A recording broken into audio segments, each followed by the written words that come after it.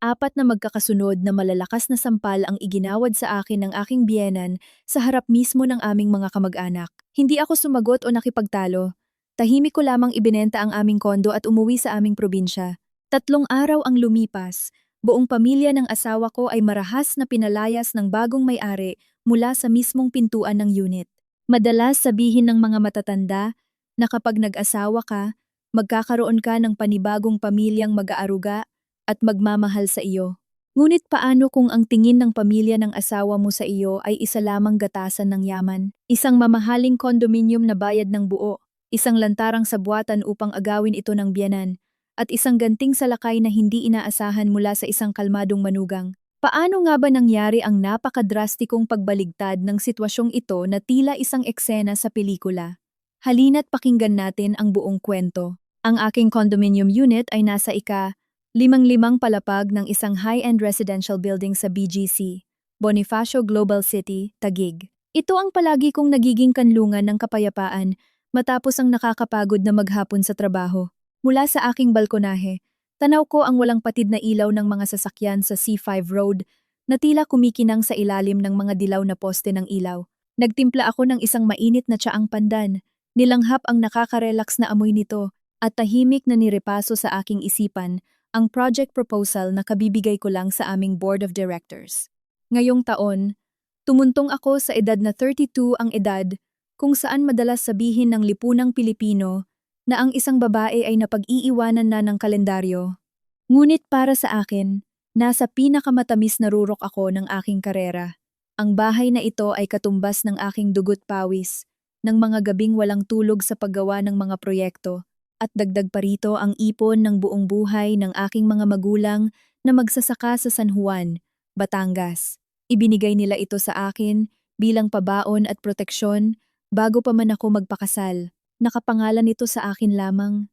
Hawak ko ang Condominium Certificate of Title CCT at maingat akong nagpagawa ng kasulatan na nagpapatunay na ito ay aking exclusive, paraphernal property bago ako pumasok sa buhay may asawa kasama si Paulo. Si Paulo ay isang mabait at tahimik na lalaki, isang ordinaryong office clerk na may sapat lang na sweldo na pinagkakasya mula kinsenas hanggang katapusan. Noong araw na iyon, pinili ko siya hindi dahil sa yaman o katayuan sa buhay, kundi sa pag-asang makahanap ng isang payapang daungan at isang lalaking marunong umintindi at magpahalaga sa pamilya. Ngunit ang buhay bilang isang manugang ay hindi kailanman kasing simple ng mga matatamis na pangakong binibitawan sa harap ng altar. Ang matinis na tunog ng aking cellphone ang bumasag sa aking pagmumuni-muni. Nang makita ko ang pangalan ng aking biyena na si Mama Teresita sa screen, biglang bumaligtad ang sikmura ko dahil sa isang hindi magandang kutob. Pinadausdus ko ang aking daliri sa screen para sagutin ang tawag at kalmado akong sumagot. Hello po, Ma. Napatawag po kayo? Sa kabilang linya, umalingaw-ngaw ang matinis at nagmamando niyang boses, ni walang anumang kumusta o pagbati. Lina, ngayong weekend, linisin mo na at ayusin yung guest room niyo dyan ha. Si Jason at yung nobya niyang si Trina, dyan na muna titira sa inyo. Natigilan ako ng ilang segundo. Inaakalang na mali lang ako ng dinig. Si Jason ay ang nakababatang kapatid ni Paulo at si Trina ang nobya nito. Naghahanda na silang magpakasal at wala akong nakikitang kahit anong rason kung bakit gagawa ang biyenan ko ng ganito kabigla at kawalang katarungang desisyon. Ma, ano po bang ibig niyong sabihin? Bakit po diyan titira sina Jason at Trina? Ang kondo pong ito, idinisenyo ko lang na saktong espasyo para sa aming mag-asawa. Yung kabilang kwarto na ginagawa mong opisina at tambakan ng gamit, dilinisin mo at ipasok mo yung kama para maging kwarto nila. Ano ba namang mahirap intindihin doon? Ikakasal na yung dalawa. Kung uupa pa sila sa labas, napakamahal. Baka umabot pa ng 15,000 kada buwan. Nakapag-isip na ako, patitirahin ko muna sila sa inyo ng asawa mo para makatipid sa upa at makaipon para sa kasal nila. Magkapatid sila, dapat nagdadamayan sa oras ng pangangailangan. Kailangan pa bang itanong yan? Nagsimulang tumaas ang boses ni Mama Teresita, dala ang nakasanayan niyang pagiging diktador. Huminga ako ng malalim, pinilit na panatilihin ang aking pagkabuo upang hindi lumaki ang gulo. Ma, pasensya na po pero hindi po ako makakapayag. Ang bahay na ito ay nabili ko mula sa sarili kong ipon at pawis bago pa man kami ikasal ni Paulo. Kailangan ko po ng tahimik na espasyo para magtrabaho at magpahinga. Isa pa, Napakahirap gumalaw sa iisang bahay kung may ibang tao. Lalo na't hindi pa naman formal na asawa ni Jason si Trina. Kung nahihirapan po sa pera si Jason, pwede ko po silang pahiramin ng konting pera pandagdag sa upa nila. Pero ang patitirahin sila dito, pasensya na po talaga, hindi pwede. Pagkarinig nito, tila binuhusan ng malamig na tubig sa mukha si Mama Teresita. Ang kanyang matinis na boses ay parang matatalim na patalim na sumusugat sa aking pandinig. Aba, ang galing mo rin no? Porket may konti kang pera, minamaliit mo na ang pamilya ng asawa mo? Nang tumuntong ka sa pamilyang ito, ang bahay mo ay bahay na rin ni Paulo.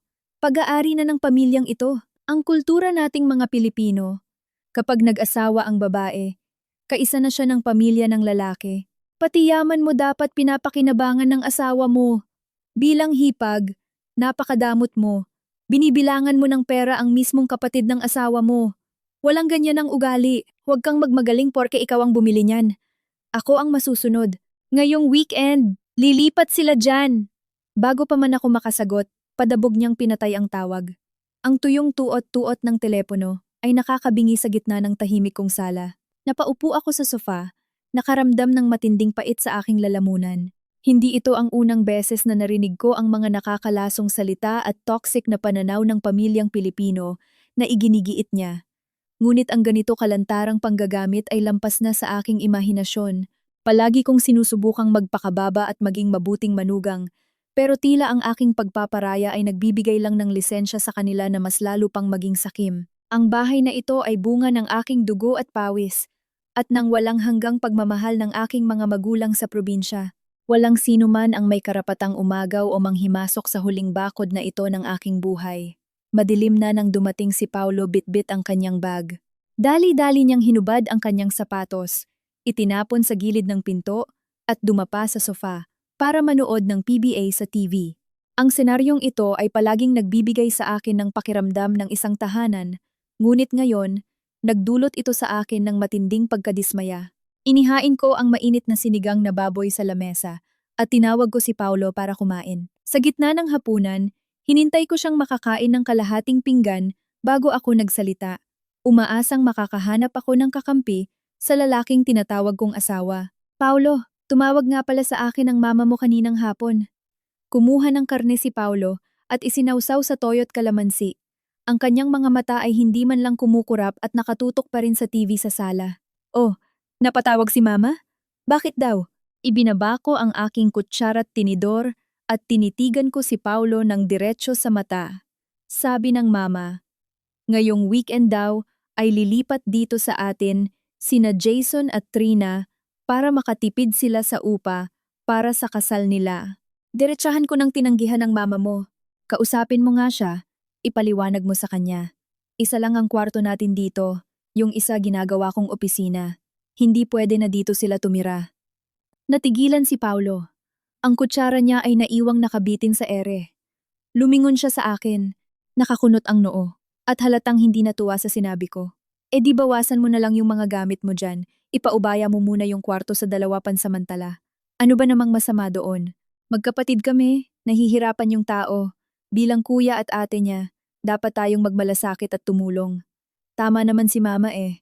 Ang mahal-mahal ng upa ngayon, malaking tipid yon para sa kanila. Parang nahulog ang puso ko sa isang malalim na bangin. Umasa akong ipagtatanggol ni Paulo ang aming pribadong espasyo bilang mag-asawa.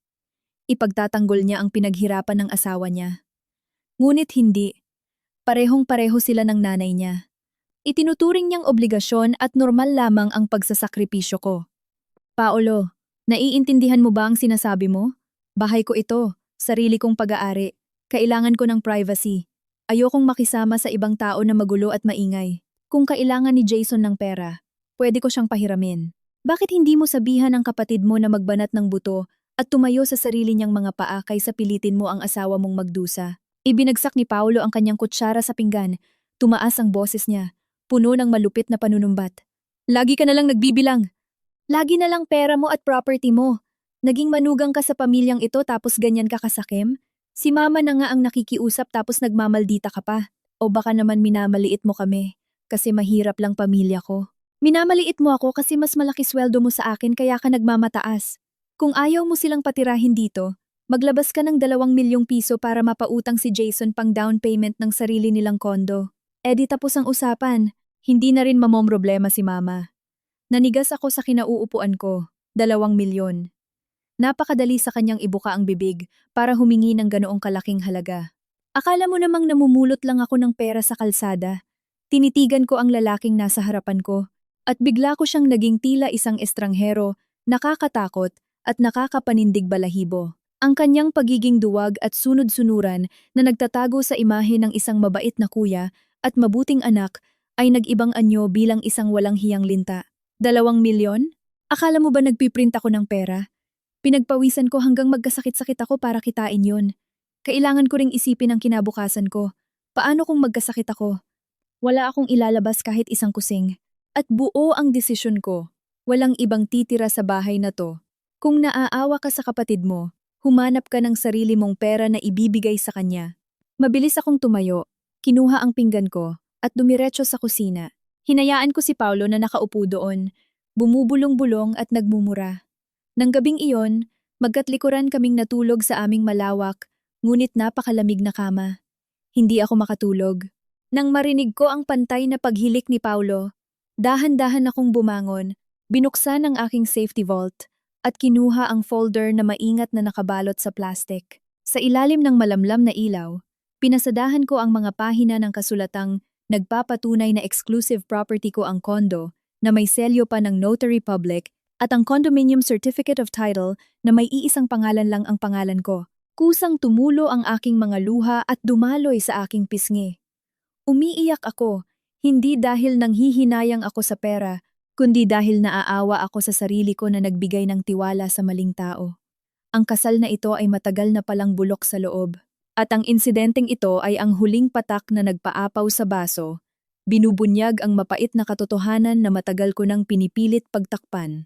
Panahon na para protektahan ko ang sarili ko. Hindi na ako pwedeng umasa sa kahit na sino. Linggo ng umaga, bumuhos ang malakas na ulan dala ng habagat sa Metro Manila.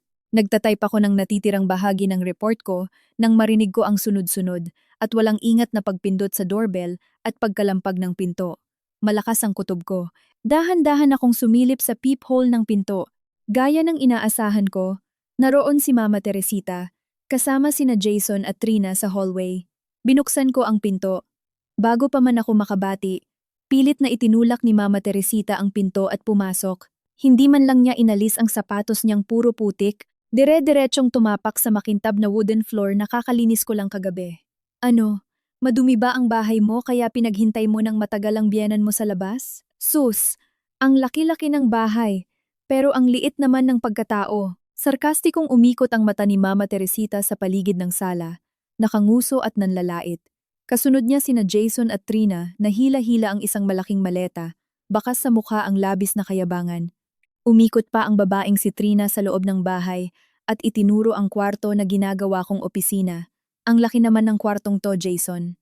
Palitan natin yung kulay abong kurtina. Gawin nating pink para swertehin tayo.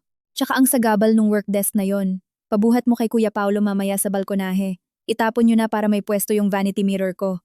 Trinato nila akong parang multo. Walang pakundangan nilang inaayos ang lahat na tila sila ang may-ari ng bahay. Kumukulo ang dugo ko sa galit. Pero pinilit kong magpigil. Alam kong kapag nagwala ako at nakipag-away ngayon, mahuhulog ako sa bitag nila at lalabas na ako ang masamang manugang na walang modo. Umatras ako ng isang hakbang, ipinasok ang kamay sa bulsa at pinindot ang record sa voice recorder ng cellphone ko. Bago ko ito inilapag, nang nakataob sa ibabaw ng coffee table. Ma, Jason, Trina, maupo muna kayo at uminom. Wala si Paulo ngayon. Umalis kasama ng mga katrabaho niya. Nagbuhos ako ng 3 basong tubig at inilagay sa mesa. Hinila ko ang upuan at umupo sa harap nila. Tinitigan ko ng diretso si Mama Teresita sa mata. Kalmado ngunit malamig ang boses. Ma, nasabi ko na po sa inyo nung isang araw, hindi po ako papayag na lumipat dito sina Jason at Trina. Ikakasal na sila, siguradong marami silang gamit, hindi kasya sa bahay na to. Isa pa, ang titulo ng bahay na ito ay nakapangalan lang sa akin. Nabili ko ito gamit ang ipon ko bago pa man kami ikasal ni Paulo. Umaasa po akong igagalang ninyo ang desisyon ko. Pagkarinig pa lang ng salitang titulo, tila natapakan ang buntot ni Mama Teresita. Pinalo niya ng malakas ang glass table dahilan para matapon ang tubig mula sa baso. Huwag mo akong daanin sa paamo-amo mong boses. Akala mo porket ikaw ang may hawak ng titulo, ikaw na ang Diyos dito? Sasabihin ko sa'yo, kahit na ikaw pa ang naglabas ng pera pambili nito, kahit na ibinenta pa ng mga magulang mo yung lupa nyo sa Batangas para maipambili nito, nung nagpakasal ka, obligasyon mo na ang maglingkod sa pamilyang ito. Ang asawa mo ay anak ko, at ang ari-arian ninyo ay ari-arian na rin ng angkan na ito. Ano? Nagtatago ka ng yaman para kapag niloko mo ang anak ko may babalikan ka? Si Jason, kapatid ng asawa mo, natural lang na dito siya tumira, walang palipaliwanag. Sumingit naman si Jason, nakataas ang baba. Ate Lina, masyado ka namang madamot. Pinakasalan ka ni Kuya Paulo, kaya naging taga Maynila ka, at nakaangat ka sa buhay. May bakanting kwarto kayo na tinatambayan lang ng daga. Ano ba namang ipaubaya niyo muna sa akin? Anong ikalulugi niyo? Tama si Mama. Balang araw, magiging pag-aari rin naman natin tong lahat. Tahimik akong nakinig sa bawat mapait na salitang lumalabas sa bibig nila. Ang kumpirmasyon ni Mama Teresita na kahit na ikaw pa ang naglabas ng pera, pambili nito ang pinakakailangan ko sa sandaling ito. Ang nagre-record na cellphone ay kumukuha ng napakahalagang ebidensya. Ito ang gagamitin kong matalim na sandata sa harap ng batas at sa mapanghusgang dila ng lipunan upang patunayan ang lantarang panggagamit ng pamilya ng asawa ko. Ngumiti ako ng mapait, tumayo, at niligpit ang mga baso. Kung ganyan na po ang tingin nyo, wala na po akong masasabi. Pero masyado pang magulo ang bahay. Nakakalat pa yung mga papeles ko sa trabaho. Iwan nyo na lang muna yung maleta nyo diyan at umuwi na muna kayo para magpahinga. Sa susunod na linggo, aayusin ko muna saka ko kayo sasabihan. Nang makitang tila sumuko ako, nagningning ang mukha ni Mama Teresita sa tagumpay. Pinalo niya ang hita niya. Ayan, kailangan pa kasing pagsabihan ng matanda bago makinig. Sige, uuwi na kami ngayon. Sa weekend, tatawag ako ng Lala Move Truck para hakutin yung kama at aparador ni Jason papunta rito. Tapos ang usapan, tumayo na ang tatlo at lumabas. Hindi nakalimutang mag-iwan ng mapagmataas na tingin. Pagkasara ng pinto, kinuha ko ang cellphone ko at inisave ang audio file sa tatlong magkakaibang cloud storage. Ang matinding galit sa dibdib ko ay napalitan ng sobrang kalamigan ng pag-iisip. Kung wala silang awa at konsiderasyon, hindi ko rin kailangang magpakita ng kabutihan. 3 araw ang lumipas. Naging napakabigat at nakakasakal ng hangin sa loob ng bahay. Gumamit ng silent treatment si Paulo. Hindi niya ako kinakausap at palaging nakasimangot na tila laging handang pumatay. Akala siguro niya, ang ginagawa niyang ito ay magpapabagsak sa akin para kusa kong ibigay ang bahay. Pero nagkakamali siya. Sa mga lumipas na araw, sagad-sagara ng paggana ng utak ko para mag-isip ng isang perpektong plano. Alam na alam ko ang sakim na pag-uugali ni Mama Teresita at ang kakitiran ng isip ng pamilya nila. Kung ipagpipilitan kong itago ang bahay na ito, araw-araw o linggo-linggo silang manggugulo rito. Ang buhay ko ay magiging impyerno at maapektuhan ang trabaho ko. Kailangan kong tapusin ang kalbaryong ito ng minsanan at tuluyan. Miyerkules ng gabi, habang naglalaro ng Mobile Legends si Paulo sa sala, kinuha ko ang cellphone ko at tinawagan ang biyenan ko. Naka-loudspeaker ito para marinig mismo ni Paulo. Sa ikatlong ring, sumagot si Mama Teresita. Ang mataray at mayabang na boses ay umalingaw-ngaw. Oh, napatawag ka? Nalinis mo na ba yung kwarto para kay Jason? Ibinaba ko ang tono ng boses ko. Nagpapanggap na pagod at sumusuko. Ma, ilang araw ko rin po itong pinag-isipan. Napagtanto ko po na tama kayo ni Paulo. Kung hindi tayo magtutulungan bilang magkapamilya, pagtatawanan tayo ng ibang tao. Pero napakaliit po ng bahay na ito. Ikakasal sina Jason at Trina. Magkakaanak sila sa susunod. Kung sama-sama tayo dito magpakailanman, hindi rin po komportable. Natahimik ang kabilang linya. Tila naghihinala ang matanda. Ano bang gusto mong palabasin? Papalayasin mo ba sila? Hindi po, Ma. Napag-usapan na po namin ni Paulo. Nagdesisyon po ako na ibenta na lang itong kondo dito sa BGC. Maganda ang presyuhan ng bentahan ngayon. Siguro aabot ito ng 12 million pesos. Kapag nabenta na, maglalabas po ako ng 2 milyong piso, cash, at ibibigay ko kay Jason para makabili siya ng sarili nilang bahay na mas maluwag. Yung matitira, gagamitin po namin ni Paulo pambili ng mas maliit na bahay na medyo malayo sa syudad, at yung iba ilalagay sa bangko para tumubo. Sa ganoong paraan po, Panalo tayong lahat, may kani-kaniya tayong bahay. Nang marinig ang pagbebenta ng kondo at ang 2 milyong piso cash, bumilis ang paghinga ni Mama Teresita sa kabilang linya. Pati ang tunog ng pagtatype ni Paulo sa cellphone niya ay biglang tumigil. Alam na alam ng buong pamilya nila ang batas ng pamilya at ari-arian sa Pilipinas. Kahit na alam nilang premarital property ko ito, kapag naibenta na ito at pumasok ang pera habang kami ay kasal, napakadaling palabasin na conjugal property na ito kung hindi ako mag-iingat sa bank transactions. Iniisip nilang kapag may ganyan kalaking pera, automatic na may karapatan na si Paulo sa kalahati na higit pa sa 6 million. Ang 2 milyon para kay Jason ay maliit pa para sa kanila. Ang plano talaga nila ay ubusin at angkinin ang buong pinaghirapan ko. Agad na nagbago ang tono ng boses ni Mama Teresita, naging kasintamis ng pulot. Nako, Diyos ko, ganyan dapat ang manugang ko. Alam ko naman na napakabait mong bata. Lina, nakakaintindi ka talaga. Basta't nagkakaisa ang mag-asawa, walang hindi makakayanan. Kung ibebenta mo ang kondo, dahan-dahan lang sa paghahanap ng bibili para makuha mo yung pinakamataas na presyo. Tungkol sa kasal ni Jason, sasabihin ko sa kanyang ipostpone ng 1 buwan para maayos lahat. Yung pera, kapag nakuha nyo na, ipahawak mo kay Paulo para mas ligtas. Hay nako, ang saya-saya ko naman.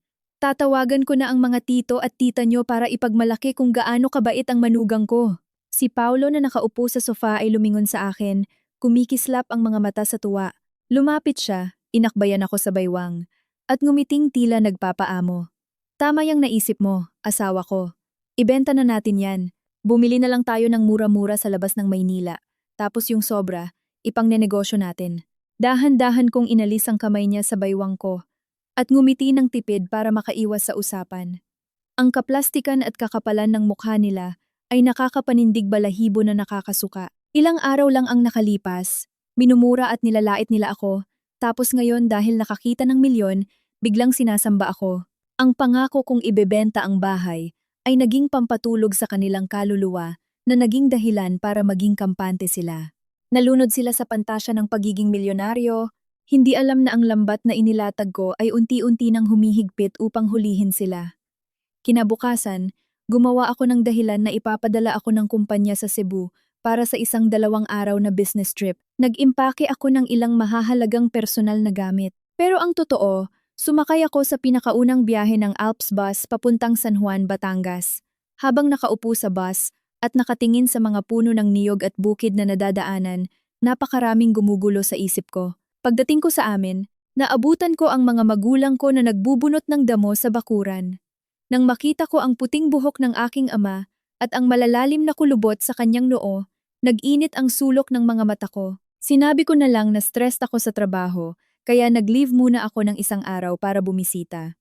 Hindi ko kayang sabihin ang totoo dahil baka atakihin pa sila sa puso sa sobrang awa sa akin. Pagsapit ng tanghali, habang nagpapahinga ang mga magulang ko, pumasok ako sa kwarto at binuksan ang lumang baol. Kinuha ko ang mga orihinal na papeles, ang Condominium Certificate of Title, Deed of Absolute Sale, mula sa dating may-ari noong binili ko ito, mga resibo ng amilyar, at pinakamahalaga sa lahat, ang mga bank statements na nagpapakita ng eksaktong transfer ng pera mula sa account ng mga magulang ko papunta sa akin bago pa man ako ikasal. Ipinasok ko ang lahat sa backpack ko, nagpaalam sa aking mga magulang, at sumakay ulit ng bus pabalik ng Maynila. Nang hapong din iyon Lunes, nag-half day ako sa opisina. Dinala ko ang buong folder sa law office ng isang pinagkakatiwalaan kong kaibigan noong college. Matapos suriin ng maigi ang bawat pahina at titulo, nagbigay siya ng matibay na pahayag. Lina, perpekto ang mga dokumento mo. Ang property na ito ay binili at naipangalan sa iyo bago ang kasal. Sa ilalim ng Family Code ng Pilipinas, at dahil may malinaw kang record na galing sa sarili mo at sa magulang mo ang pondo, ito ay isang paraphernal, exclusive property.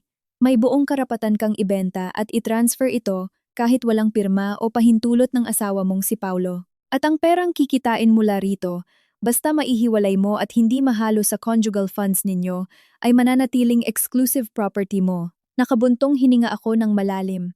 Ang tila malaking bato na nakadagan sa dibdib ko sa mga nakalipas na araw ay tuluyang naialis. Kung ganoon, ano ang dapat kong gawin para masigurado na 100% ligtas ang pera Pagkatapos kong mabenta ang kondo at walang pagkakataon na mabawi nila, nag-aalalang tanong ko. Magbukas ka bukas ng bagong bank account na nakapangalan lang sa iyo. Sa deed of absolute sale kapag nakahanap ka ng buyer, ipalagay mo ang clause na ide-deposit ng buyer ang buong kabayaran direkta sa bagong account number na yan. Wag na wag mong gagamitin ang payroll account mo o yung joint account ninyong mag-asawa para hindi ma-question ang daloy ng pera. Kapag ligtas na ang pera sa account na yon, pwede mo na itong i-transfer pabalik sa account ng mga magulang mo para sila ang magtago. Tinanim ko sa isip ko ang bawat payo ng abogado. Paglabas ng law office, sumakay ako ng taxi papunta sa isang branch ng BPI sa Makati, malayo sa BGC kung saan kami nakatira. Mabilis na nai-process ang pagbubukas ng bagong account. Habang hawak ang bago at makintab na ATM card, alam kong hawak ko na rin ang panalo. Kinagabihan, nag-post ako sa mga eksklusibong real estate Facebook groups para mabilis makahanap ng buyer at makaiwas sa mga kakilala. Nilagay ko sa 12 million pesos, mas mababa ng konti sa market value, ngunit may kondisyon na kailangang cash itong bayaran at ililipat ka agad via bank transfer sa oras ng notaryo. Kapag maganda ang pain, mabilis kumagat ang isda. Wala pang 2 araw, tumunog ang telepono ko. Isang nagngangalang Tito Ray, isang negosyante ng mga furniture sa Pampanga na naghahanap ng kondo para sa anak niyang papasok sa isang kilalang unibersidad sa Maynila. Umiikot na ang gulong ng tadhana. At ipinangako ko sa sarili ko na hindi ko nahahayaang mayurakan pa ng sinuman ang aking kabaitan. Malapit na itong matapos. Isang masakit, ngunit kinakailangang paglayag. Ayon sa napag-usapan, nakipagkita ako kay Tito Ray sa isang tahimik na coffee shop na malapit lang sa Notary Public sa Makati. Si Tito Ray ay kaedad ng tatay ko, formal ang bihis, at bakas ang pagiging isang matagal ng negosyante. Kasama niya ang anak niyang nakasalamin na mukhang mabait. Matapos nilang busisiin ang orihinal na CCT at ang aking mga ID, tumango si Tito Ray nang may pagkakumbinsi. Prangka kong sinabi ang dahilan kung bakit nagmamadali akong magbenta at iginiit ko na dapat bank transfer ito ng buo. Sumang-ayon siya agad sa 12 million pesos dahil alam niyang napakagandang deal nito para sa isang unit sa BGC. Hindi na siya tumawad. Magkasabay kaming pumunta sa Notary Public sa kabilang kanto. Punong-puno ng tao ang lugar. Halong ingay ng mga nag-uusap at tunog ng printer na walang tigil. Umupo ako habang naghihintay at hindi ko maiwasang makaramdam ng kaba. Isang maliit na pagkakamali lang o kung aksidenteng malaman ng pamilya ni Paulo ito bago matapos ang transaksyon, mauuwi sa wala ang lahat ng pinaghirapan ko. Nang tawagin ng notaryo ang pangalan namin, pumasok kami sa pribadong opisina para pumirma.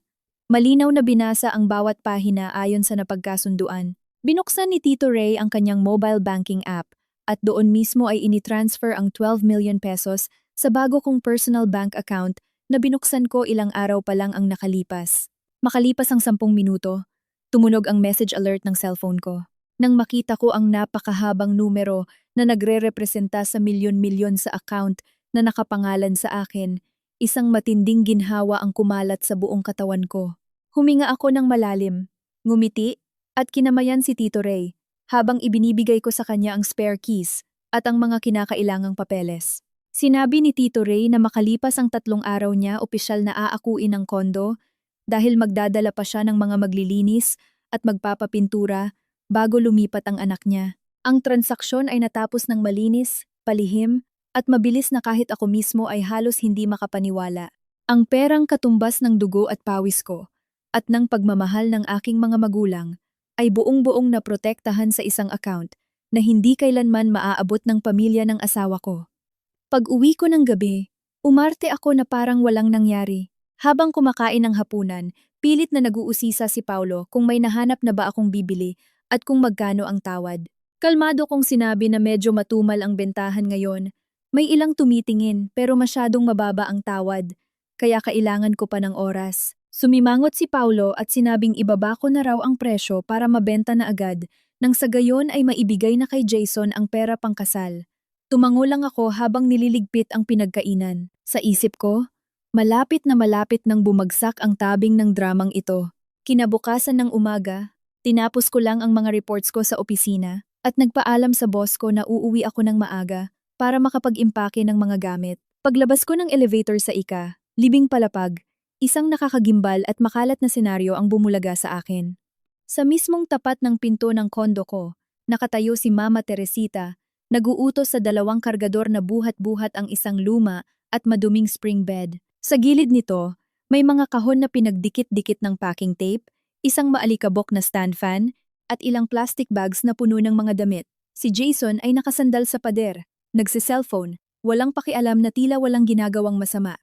Sila mismo ang tumawag ng Lala Move para ibiyahe ang mga gamit nila mula sa apartment na nirerentahan nila hanggang dito, na may intensyong sirain ang kandado at sakupin ang bahay bago pa ito tuluyang mabenta.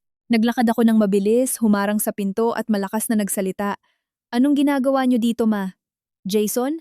Sinong nagbigay sa inyo ng karapatang magdala ng mga gamit niyo rito? Nagulat si Mama Teresita paglingon niya. Pero agad din siyang bumalik sa dati niyang makapal na mukha. Namaywang siya at ang boses niyang nakabibingi ay umalingaw-ngaw sa buong hallway. Oh, andito ka na pala. Buksan mo yung pinto at nang maipasok na ng mga tao tong mga gamit.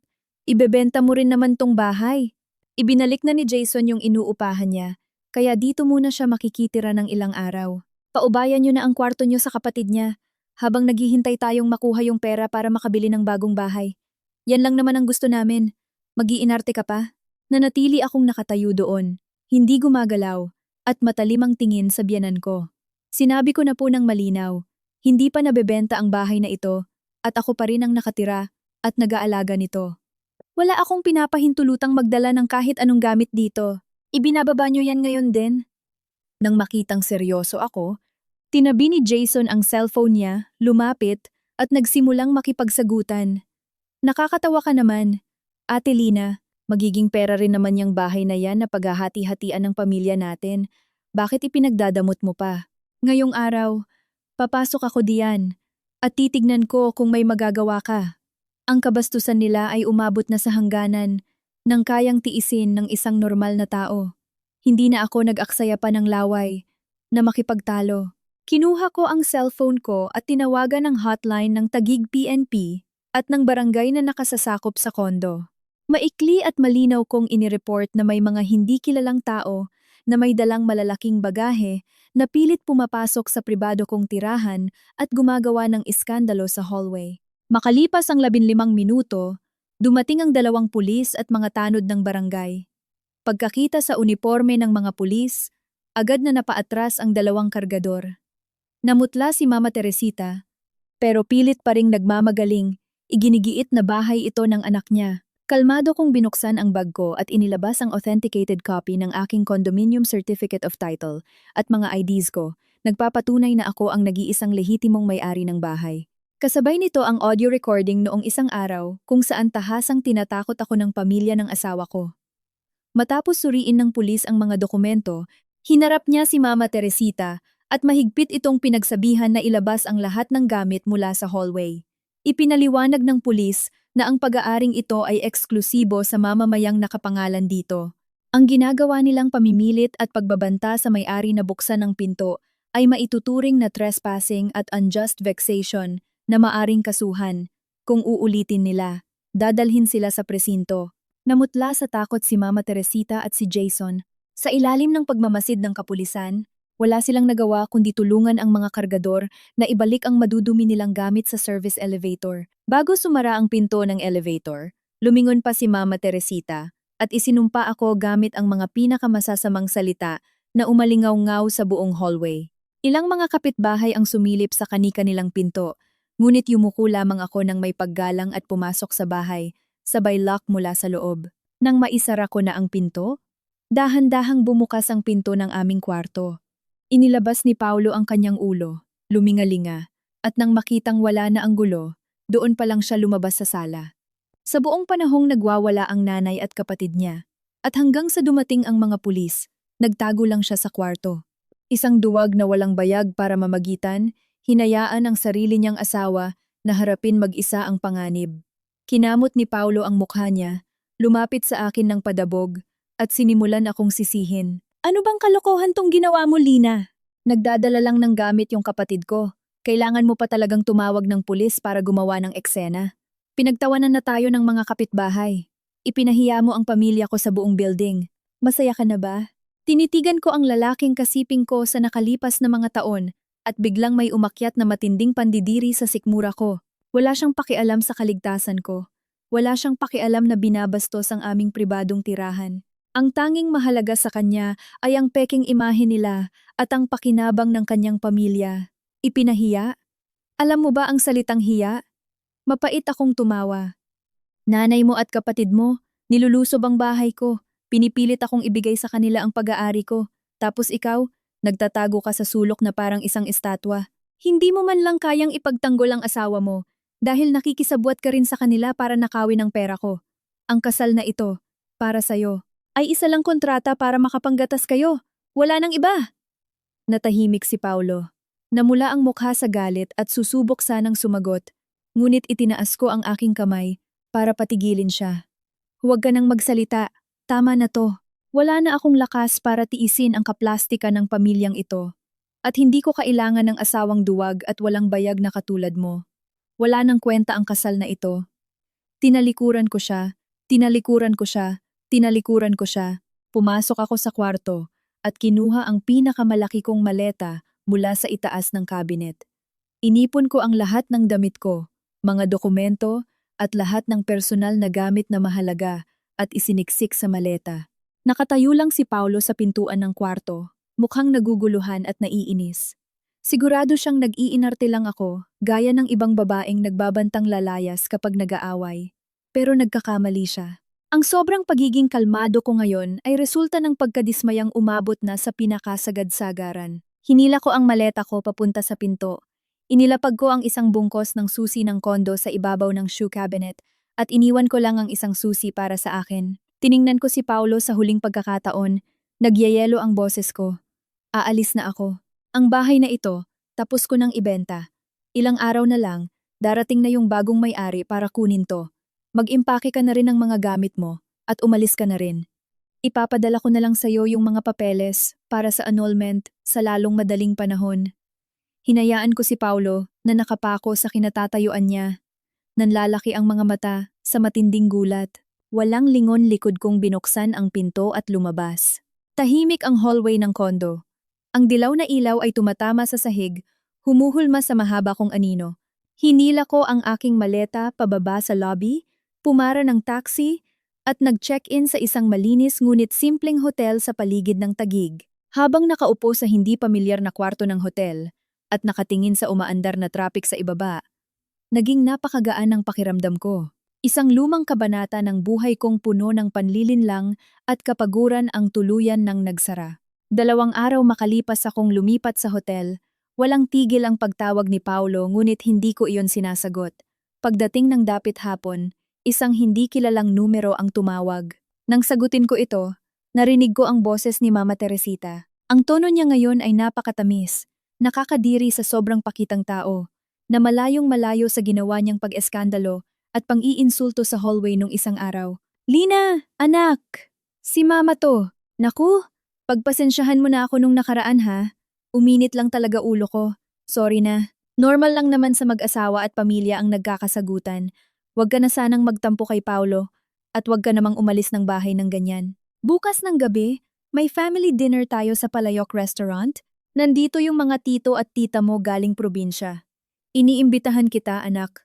Pumunta ka ha, para buo pamilya natin at makapag-usap-usap tayo ng maayos. Tsaka para mapag-usapan na rin natin yung hatian dun sa nabentang kondo, para may saksi yung mga nakatatanda natin. Sige na, anak. Ngumiti ako ng palihim. Isang napakalinaw na patibong. Sigurado siyang nabenta na ang bahay at hawak ko na ang milyon-milyong pera.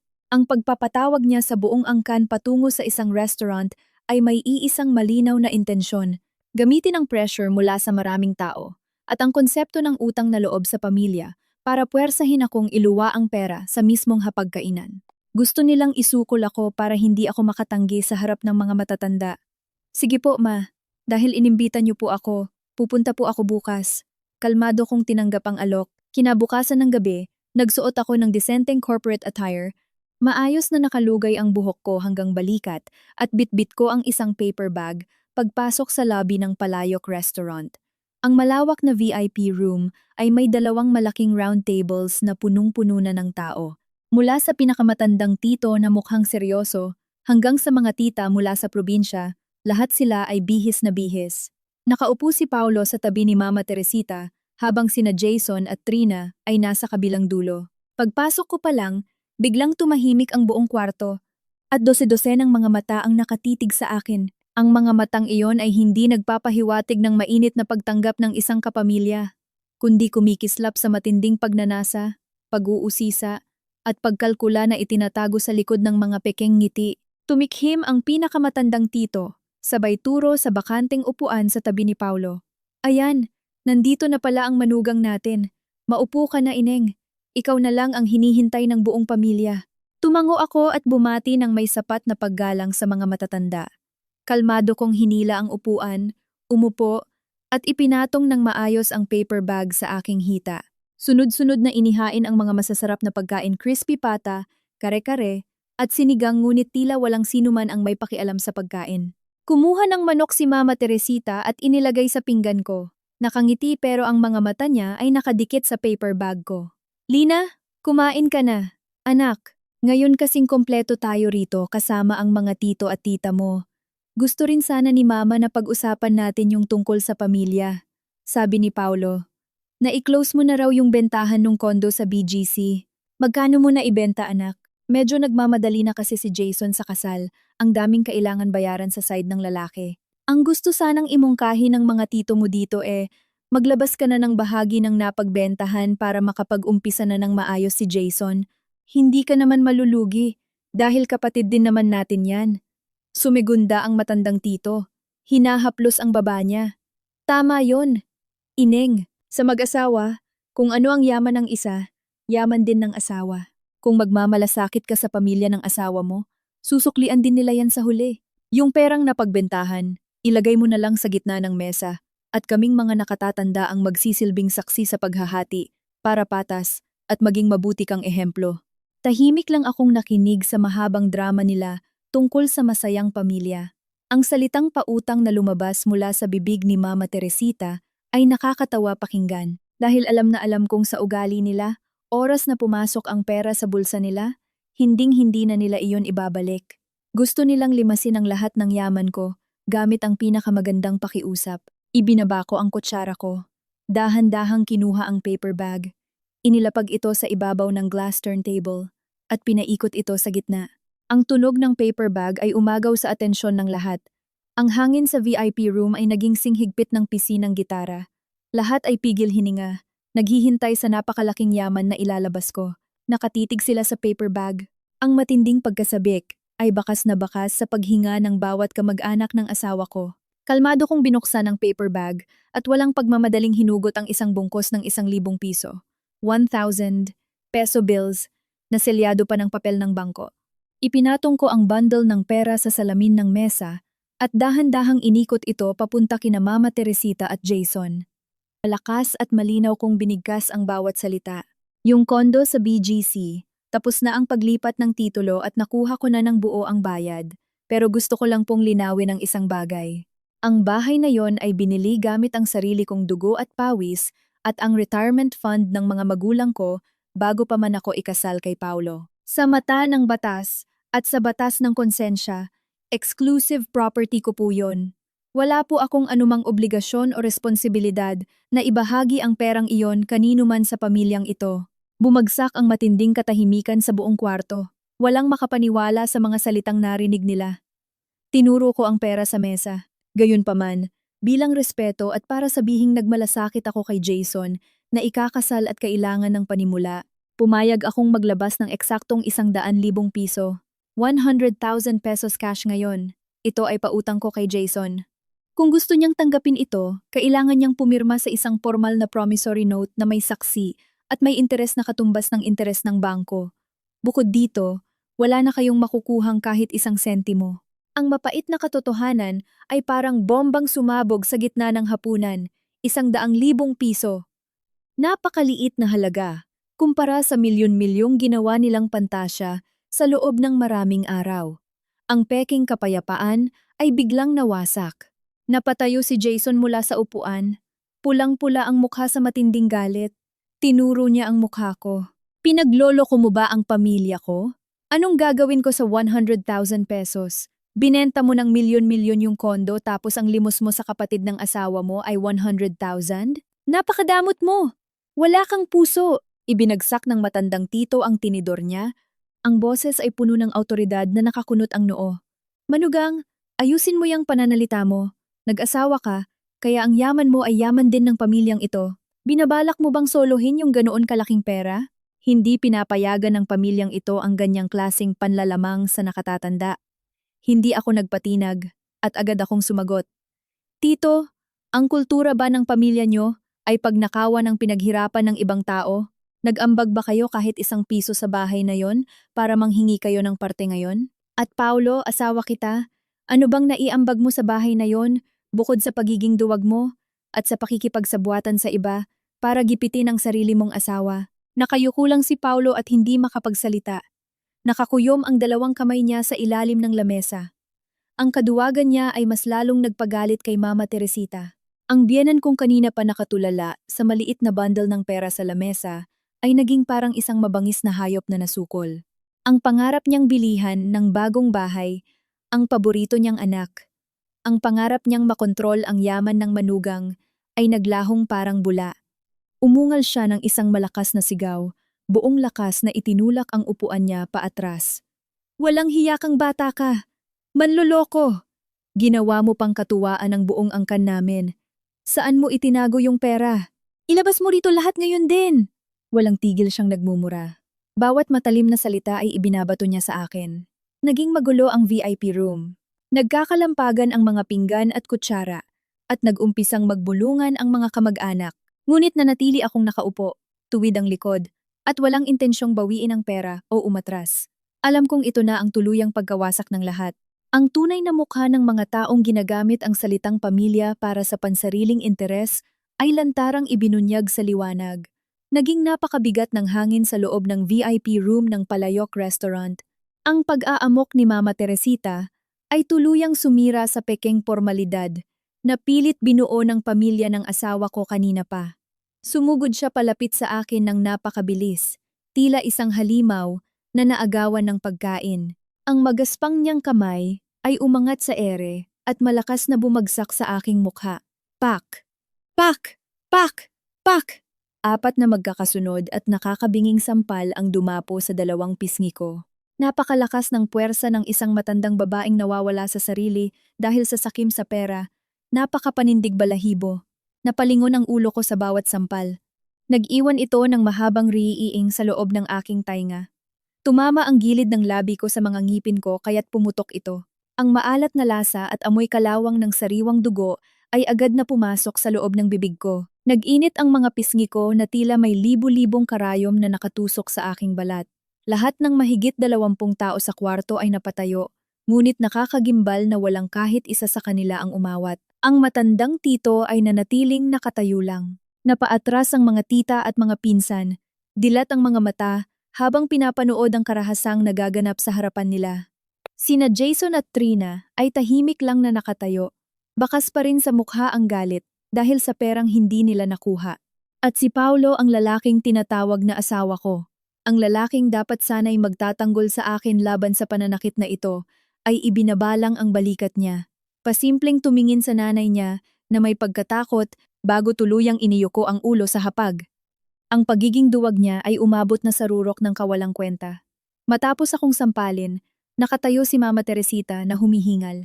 Nanginginig ang kamay niyang nakaduro sa mukha ko, patuloy sa pagpapaulan ng masasakit na salita. Sinumpa niya akong masamang damo. Walang kwentang manugang, walang utang na loob na niloko ang asawa't biyenan. Kabaligtaran ng kabaliwan ng biyenan ko at ng pagkagulat ng mga tao. Naramdaman ko ang kakaibang kapayapaan sa isip ko. Ang apat na sampal na ito ay hindi nagpabagsak sa akin. Bagkus, ito ang naging dahilan para tuluyang putulin ang anumang natitira pang ugnayan namin ng pamilyang ito.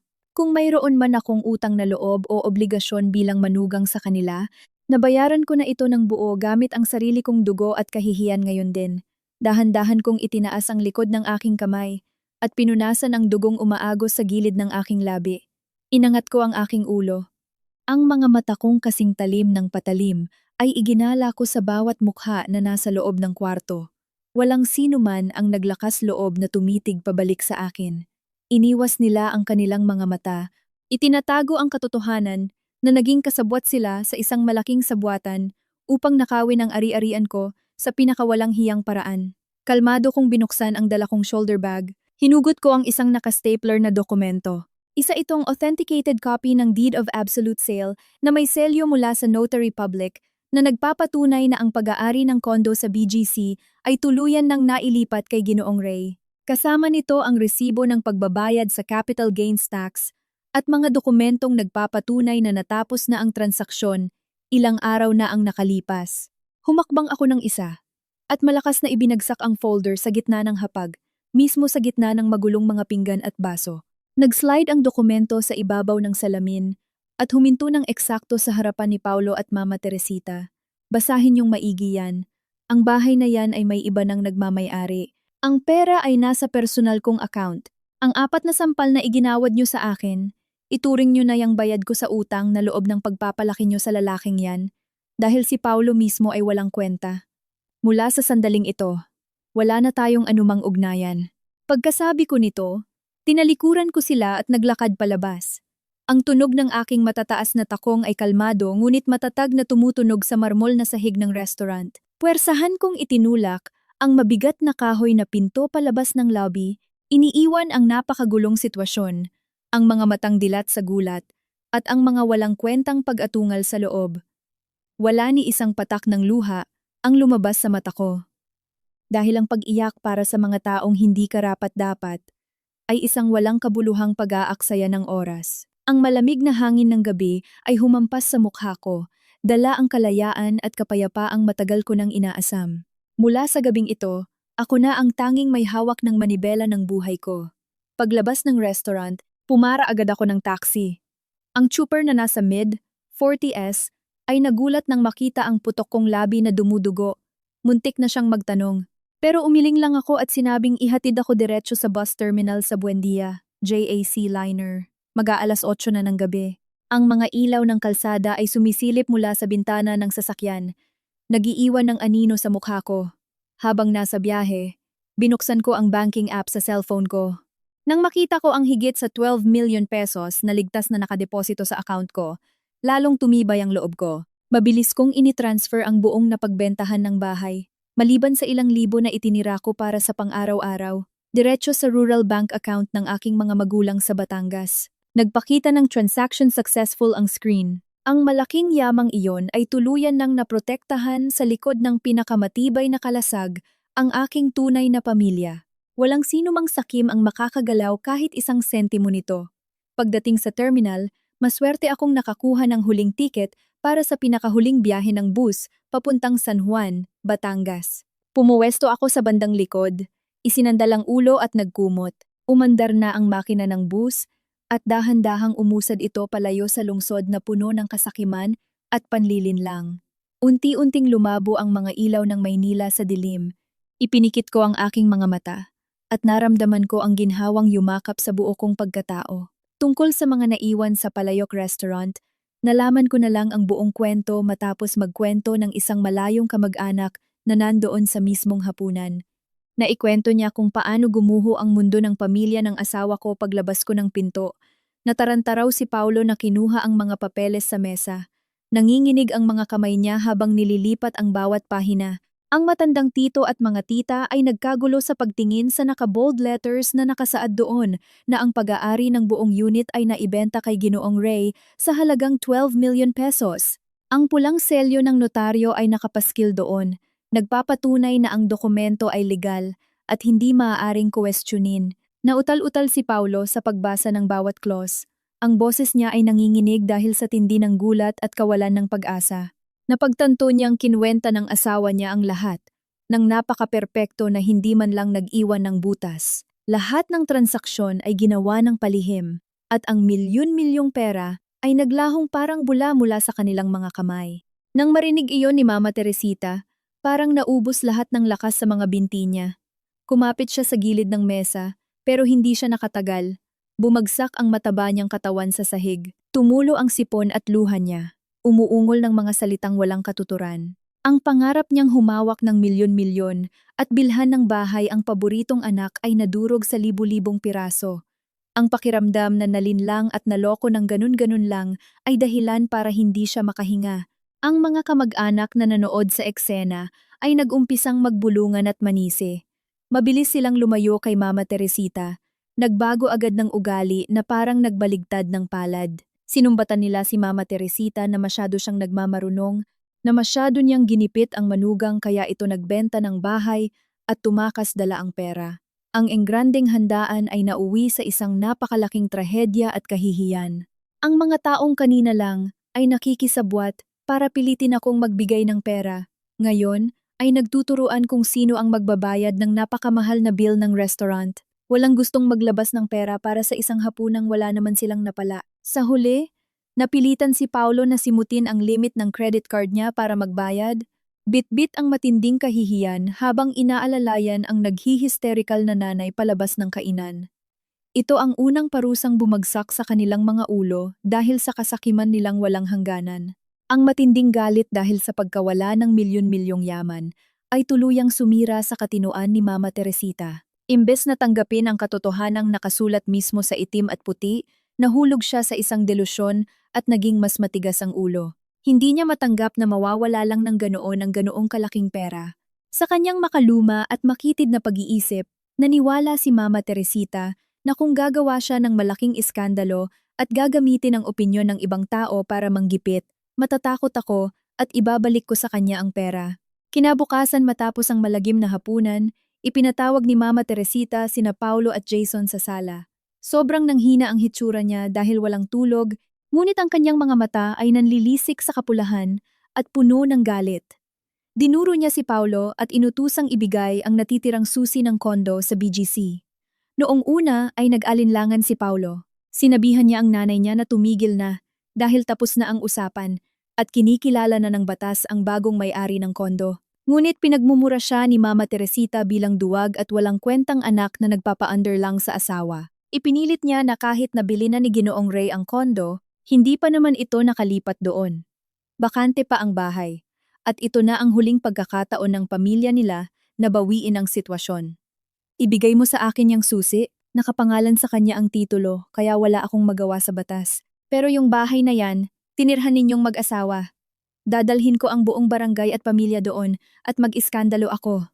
Tignan natin kung may maglakas loob na pumasok sa bahay na inuokupahan ng 10 pamilya. Takot sa gulo ang mga mayayaman. Siguradong ipapatawag nitong Reyna, to si Lina, para ayusin to o ibalik ang pera. Pag nangyari yun, pipilitin ko siyang iluwa sa atin ang kalahati ng pera. Mag-impake kayo, tatawagan ko ang mga tito nyo sa probinsya para tulungan tayo. Dahil sa pagiging duwag at sunod-sunuran, ibinigay ni Paulo ang susi. Lihim na natuwa si Jason at inisip na napakatalino ng plano ng ina, na paniguradong makakakuha rin sila ng parte sa dulo.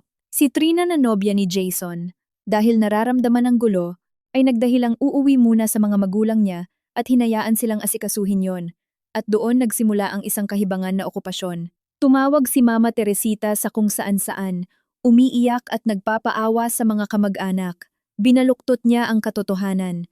Pinalabas niya akong masamang manugang, manloloko na nagnakaw umano sa yaman ng pamilya nila sa katumakas. Ang ilang kamag-anak na madaling mauto at yung iba na gusto ring makiambag para makakuha ng pera ay agad na sumang-ayon. Wala pang kalahating araw, isang tropa ng mahigit 20 tao na may dalang banig, kumot, kaldero, at kawali ang sabay-sabay na sumugod patungo sa high-end condo sa BGC. Ginamit nila ang susi para pumasok at walang hiyang inukupa ang bawat sulok ng marangyang bahay. Naglatag sila ng banig mula sa sala hanggang sa pasilyo. Inutusan ni Mama Teresita ang ilang tao na magluto sa mismong sala. Ang usok at amoy ay kumapit sa mamahaling kurtina. Ang ingay ng tawanang magaspang at mga mura ay umalingaw-ngaw sa buong 15th floor na lubos na ikinagalit ng mga kapitbahay. Nang umakyat ang property management ng building para pagsabihan sila, nagpagulong-gulong sa sahig si Mama Teresita, pinalo ang hita at nag-iskandalo. Ito ay bahay ng inagawan kong manugang. Pangpamilyang isyu ito. Walang sino man ang may karapatang manghimasok. Inaalila kami ng anak mayaman. Nabulag sila sa paniniwala na kung marami tayo, tayo ang tama, at naisip nila na ang lakas ng marami ay kayang bumaluktot sa batas. Nakarampas sila sa bahay ng ibang tao, nangangarap ng araw kung kailan luluhod ako at iaabot sa kanila ang pera bilang ransom para lang mapatahimik sila. Hindi nila naisip na ang napakabobong kilos na ito ang mismong magbabaon at papatay sa anumang natitirang dignidad ng kanilang buong angkan. 3 araw ang lumipas, ang dating tahimik at malinis kong kondo ay naging parang maliit na squatters area. Nagkalat ang basura, ang amoy ng panis na pagkain ay umaalingasaw. Nakahiga lang at naghihintay ang mga kamag-anak ng asawa ko sa mangyayari. Nang bandang hapon ng 2 araw, bumukas ang pinto. Ngunit ang nakatayo sa labas ay hindi ako na may dalang milyon-milyon gaya ng inaasahan ni Mama Teresita, kundi si Ginoong Ray, ang lehitimong may-ari ng kondo. Kasama niya ang 2 tauhan mula sa cleaning services. Nang makita niya ang nakakadiri at magulong kalagayan ng kondo, nakabibili lang niya sa halagang 12 million pesos. Nagdilim ang kalmadong mukha ng negosyante, isang veteranong negosyante si Ginoong Ray, na dumaan na sa napakaraming gulo. Ang mga ganitong klaseng iskandalo at pangiipit ay hindi uubra sa kanya. Pumasok si Ginoong Ray sa gitna ng sala at umubo ng malakas. "Excuse me, sino kayo? Anong karapatan niyong mag-trespass dito sa bahay ko? Iniuutos ko sa inyo, kunin niyo lahat ng gamit niyo at lumabas kayo rito ngayon din." Si Mama Teresita na nakadapa sa sofa, nang marinig ito, ay agad na bumangon. Namaywang siya at mayabang na sumagot. "Sino ka para palayasin kami? Ang bahay na ito ay sa manugang ko. Niloko niya ang pamilya namin at ibinenta ito sa'yo. Kung magaling ka, hanapin mo siya at doon ka humingi ng pera. Pero kaming pamilya niya, dito kami titira at walang makakaalis sa amin dito." Hindi na nakipagtalo pa si Ginoong Ray. Tahimik siyang lumabas ng pasilyo, inilabas ang cellphone, at direktang tumawag sa Taguig PNP Police Station at sa mga opisyales ng barangay. Dahil siya ay isang kilalang negosyante na may malawak na koneksyon, ang aksyon ng awtoridad ay dumating ng mas mabilis kaysa inaasahan. Makalipas lang ang 15 minuto, 5 pulis na nakasuot ng kumpletong uniforme at may mga bitbit na posas at batuta ang dumating sa eksena. Kasama rin nila ang building administrator at ang kapitan ng barangay. Ipinakita ni Ginoong Ray ang condominium certificate of title at ang notaryadong deed of absolute sale bilang patunay. Malakas na idineklara ng hepe ng pulisya na ang ginagawa ng buong angkan ni Mama Teresita ay trespassing, illegal occupation, at matinding panggugulo sa kapayapaan ng mga lehitimong residente. Inilabas agad ang kautusang paalisin sila. Alam ni Mama Teresita na mali siya, pero dahil nasa dugo na niya ang pagiging abusado, ginawa niya ang dati niyang modus. Nagpapalahaw siya sa iyak, nagpagulong-gulong sa sahig, umiiyak at nagwawala, isinisigaw na inaalipin daw ang mga mahihirap na gaya nila. Ngunit sa pagkakataong ito, walang epekto ang drama niya. Ginamit ng mga pulis ang puwersa ng batas. Mahigpit nilang pinigilan at inutusan ang bawat isa na kunin ang kani-kanilang mga gamit. Ang sinumang manlaban ay poposasan at isasakay sa mobile ng pulisya pabalik sa presinto. Nang makita ang katatagan ng batas, naramdaman ng mga kamag-anak nila ang labis na takot. Dali-dali nilang hinablot ang mga banig, kaldero, at unan nila, nagtulakan sa pinto makalabas lang. Namumutla sina Paulo at Jason, hindi makapagsalita ni isang salita, habang nanginginig na itinatayo ang ina nila mula sa sahig. Sa harap ng dose-dosenang mga kapitbahay na sumilip mula sa kani-kanilang kondo, bitbit ng buong pamilya ng asawa ko ang kanilang napakaduming mga gamit at nakayukong pumasok sa elevator pababa. Pagdating nila sa lobby, daan-daang mga matang mapanghusga ang nakatingin sa kanila. Ang imahe ng isang sakim na pamilya na sapilitang inilalabas habang hila-hila ang kanilang mga kalat at kaldero ay naging katatawanan ng lahat. Ang kahihiyang ito ay tiyak na mananatili sa isip at alaala nila habang buhay. Nagbayad sila ng napakamahal na kapalit sa kanilang pagiging sakim at kawalang respeto sa batas. Nakarating sa akin ang balita ng nakakahiyang pagpapalayas na iyon sa pamamagitan ng tawag ng kaibigan kong abogado, habang nakaupo ako sa maaliwalas na bakuran namin sa San Juan, Batangas. Napangiti na lang ako habang humihigop ng tsaang pandan. Nangyari ang lahat ng ayon sa dapat mangyari. Sinumang nagtanim ng kasakiman ay tiyak na aanihin ang labis na kahihiyan. Pagkatapos noon, Ibinigay ko ang buong autorisasyon sa abogado ko para mag-file ng petition for declaration of nullity of marriage, annulment laban kay Paulo. Nakalakip sa petisyon ang lahat ng hindi mapapasubali ang ebidensya. Ang titulo na nagpapatunay na binili ko ang ari-arian bago kami ikasal, ang recording kung saan inamin ni Mama Teresita ang ownership ko, pero pinagbabantaan ako, at ang pinakamabigat sa lahat, ang CCTV footage ng Palayok Restaurant na nagpapakita ng lantarang pananakit at pang-aabuso ng biyenan ko, na konsentido mismo ni Paulo. Sa harap ng mga ebidensyang ito na kasing tibay ng bato, wala nang nagawa si Paulo kundi umiwas dahil alam niyang wala siyang laban kung hihingi siya ng parte sa pera. Mabilis na umusad ang kaso. Pinabura ng huwes ang aking petisyon. Pinagtibay na ang aking kinita ay eksklusibo ko at malaya na ako sa anumang ugnayan sa lalaking yon. Nang hawak ko na ang desisyon ng korte, huminga ako ng malalim upang salubungin ang bagong hangin ng aking kalayaan. Ang halaga ng parusa na hinarap ng pamilya ni Paulo ay naging napakalagim.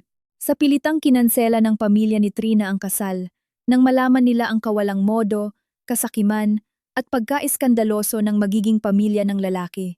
Nalugmok si Jason at naging lulong sa alak.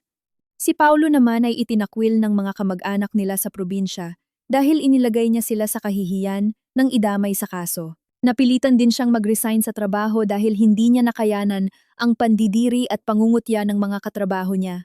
Samantala, si Mama Teresita, dahil sa matinding stress na hindi nakuha ang pera at sa kahihiyang inabot sa harap ng buong angkan, ay nahulog sa matinding depresyon. Lagi na lang siyang nakakulong sa masikip nilang kwarto, bumubulong-bulong ng mga salitang wala ng kabuluhan. Sa bahagi ko, nagdesisyon akong huwag nang bumalik sa Maynila. Ang magulong buhay, ang traffic, at ang mga mapapait na alaala ng syudad ay pinalitan ng katahimikan at kapayapaan sa Batangas. Gamit ang aking malawak na karanasan, mabilis akong natanggap bilang project director ng isang malaking real estate developer na gumagawa ng mga subdivisions sa sentro ng Batangas. Ang magandang posisyon at propesyonal na kapaligiran ay naging daan upang patunayan kong muli ang halaga ko. 1 taon matapos ang unos, gamit ang napagbentahan na buo kong naiuwi, bumili ako ng isang magandang house and lot na may malawak na hardin sa isang subdivision sa Lipa, Batangas, bilang regalo para sa retirement ng mga magulang ko. Puno ang bakuran ng iba't ibang bulaklak at mga puno ng prutas na ako mismo ang nagtanim. Hindi na kailangan pang magpakuba ng mga magulang ko sa bukid. Na-e-enjoy na lang nila ang kanilang pagtanda. Isang hapon ng Sabado, nakasandal ako sa aking rattan chair sa balkonahe. Pinapanood ang tatay ko na nagdidilig ng mga halaman at ang nanay ko na abala sa pag-aayos ng lulutuin namin para sa hapunan. Ang huni ng mga ibon at ang kulay kahel na langit paglubog ng araw ay tila bumabalot sa aming tahanan. Napagtanto ko na ang buhay ay napakapatas. Walang kapayapaang dumarating ng kusa at libre. Minsan, kailangan nating dumaan sa sakit na tagos hanggang buto, at kailangan nating maging matapang na putulin ang mga nakakalasong tumor sa ating buhay para maprotektahan ang ating mga sarili. Hindi ako nagtatanim ng galit, at hindi ko rin hinahangad na maghiganti. Ang pinakamalaking pagpapatawad na maibibigay ko sa sarili ko ay ang paghakbang papalabas sa putik at mamuhay ng may dangal at ningning sa kasalukuyan. Dito pa lang talaga nagsisimula ang buhay ko. Mga mahal na tagapakinig, dito nagtatapos ang kwento ni Lina sa isang tahimik at mapayapang probinsya na punong-puno ng pag-asa, iniiwan sa nakaraan ang mga unos ng kasakiman at panlilinlang. Marahil sa kwentong ito, natutunan natin na ang pagpaparaya at pagsasakripisyo ay nagkakaroon lamang ng halaga kung ito ay inilalaan sa tamang lugar at sa mga taong marunong magpahalaga. Sa mga relasyong pampamilya sa Pilipinas, ang pagmamahal ay dapat na nakatayo sa pundasyon ng respeto. Hindi kailanman tama na gamitin ang konseptong utang na loob at pamilya tayo para manipulahin, apakan, at nakawin ang pinaghirapan ng ibang tao. Ang pagkabulag at kalkulasyon ng biyenan ni Lina ay isang malinaw na salamin ng walang hanggang kasakiman. Pinaalalahanan tayo nito na ang mga bagay na hindi natin pinaghirapan gamit ang sariling pawis ay hindi kailanman magiging atin. Ang pilit na pangaagaw ay magreresulta lamang sa kahihiyan at pagkasira ng dangal at moralidad. Bukod pa rito, ang imahe ng isang matapang na manugang ay nagpapadala ng napakalalim na mensahe sa lahat ng modernong kababaihan. Sa kahit anong sitwasyon, kailangang panatilihin natin ang ating pagiging independyente, paninindigan, at pagrespeto sa sarili. Kapag humarap sa kawalang katarungan, imbes na umiyak at sumuko, gamitin natin ang ating talino, pagiging kalmado, at ang batas upang protektahan ang tama at angkop na para sa atin. Napakapatas ng buhay. Ang sinumang nabubuhay ng may kabutihan, may respeto sa sarili, at may pagpapahalaga sa paghihirap, ay tiyak na aani ng matamis na bunga at makakahanap ng kanyang tunay at payapang daungan. Maraming salamat sa inyong paglalaan ng oras upang pakinggan ang kwento natin ngayong araw. Naway kayo at ang inyong pamilya ay laging malusog, ligtas, at patuloy na makatanggap ng maraming kaligayahan sa buhay. Hanggang sa muli.